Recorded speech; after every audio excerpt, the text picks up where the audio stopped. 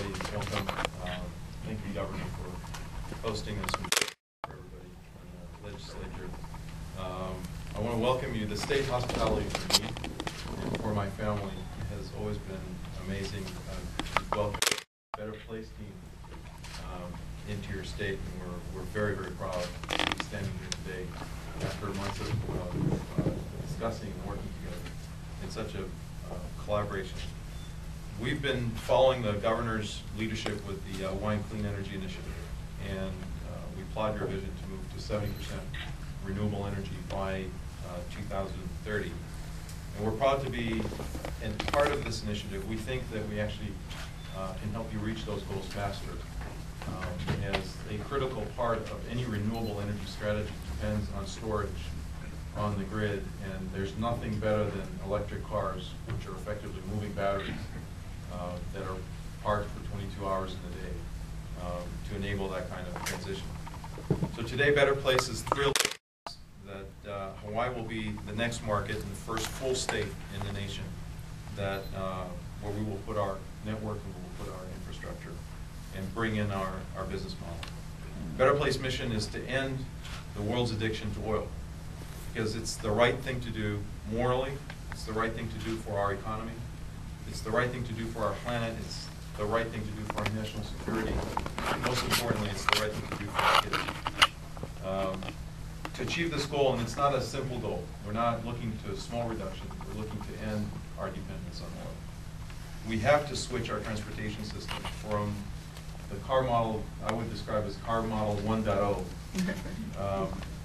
to which was based on internal combustion engine, car 2.0 if you want, a model that's based on electric cars that are clean, that are pure renewable energy, which Hawaii is blessed with any form that you want, wind, solar, wave, geothermal, any form is here in Hawaii. Our business model is much like the mobile phone model. Better Place puts the infrastructure in place. It has to be in place before you start asking people to buy cars, just like you wouldn't ask people to buy cell phones, mobile phones, before there was a network to talk on. We build this network. We work with the world's leading car makers in the world, and we believe electric cars will be, as our first partner, Carlos Ghosn from Renault Nissan said, fun to drive, more affordable to drive, and built in mass production.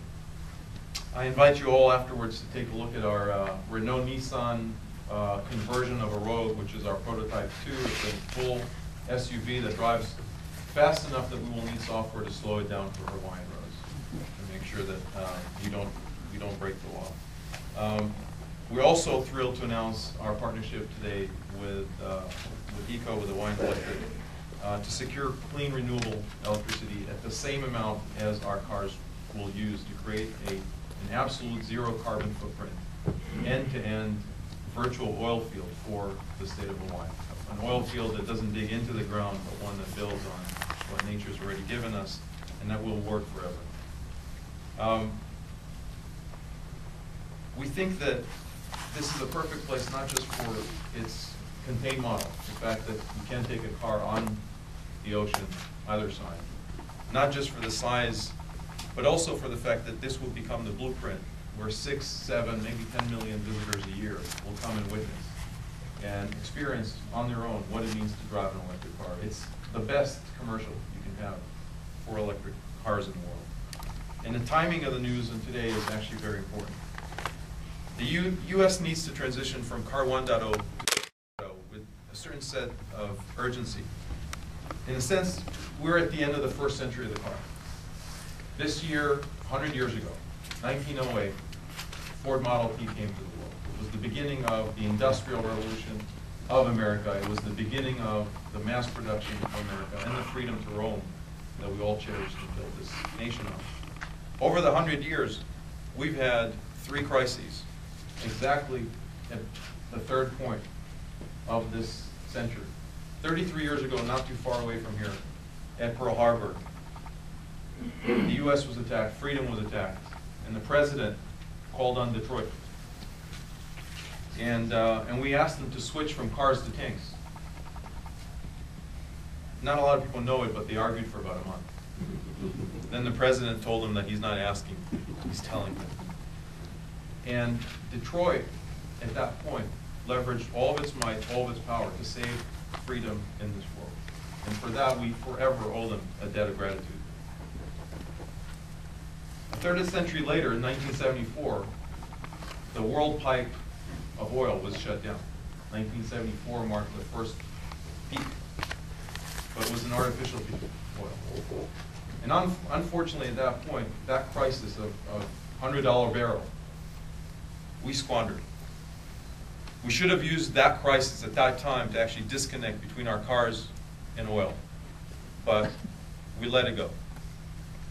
Somewhere afterwards, we started selling tanks to people. We called them Hummers. And 33 years later, we find ourselves again at another crisis.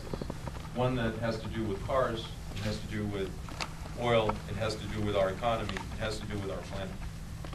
And we can't let go of this opportunity. This is such a big crisis that it will be crying to waste it, as we said. And so we believe that this network, this Better Place Hawaii, is actually one chain in a long set of projects that we need to do in the United States to actually solve this problem. We have to put together this vision of building a new set of supply chain elements, from batteries, from the powder that makes the battery, from the electronics that go into the cars, from retooling Detroit, from retooling the business model of the car, from building the infrastructure across the nation.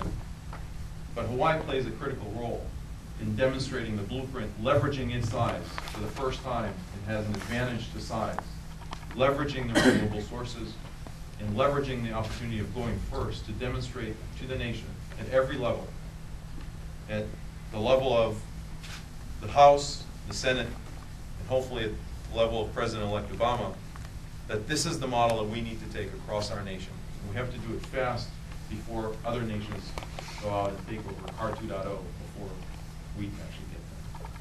So we look forward to working with the government. We look forward to working with the community. I've been blessed over the last 2 days to be taken into some homes of people here in the community that have shown us the true spirit of Hawaii and have shared with us how to make these kind of projects happen in the right pace, in the right respect to people as well as to nature. We'd be looking forward to work with legislator, with corporates here in Hawaii to bring in jobs instead of oil, to bring in quiet cars instead of polluting cars, to bring in the big three, hopefully, into electric cars, and our other partners around the world. We look to do this in a sustainable way, and we look to make sure that this is a model that can be copied to the rest of the U.S. for the sake of our economy, for the sake of our environment, for our future. It's the only place in the world where we're kind of ashamed to say that we're going to bring Better Place to, because this is the best place. And so I don't know how we can make Hawaii better than what it is, but we're honored and pleased to be here and launching this company. Thank you very much.